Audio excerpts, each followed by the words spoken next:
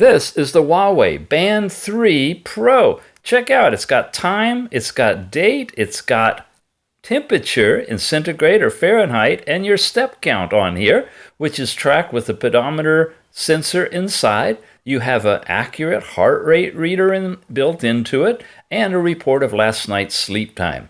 You have a workout section tied to the GPS module in this tiny little lightweight thing that tracks an outdoor run or outdoor walk or cycling and gives you a track when you transfer that data to your Tethering app, which also can pass on to some other apps as well.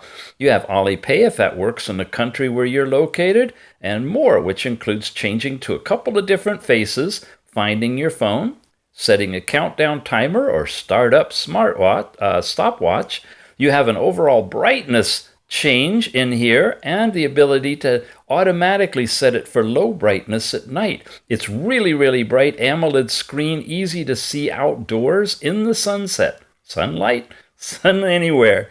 You can reset it, restart it, power it off, and get regulatory information on it as well. It's really a nice overall fitness band with message support as well, pushed from your phone. It's the Huawei Band 3 Pro, being GPS. Check it out.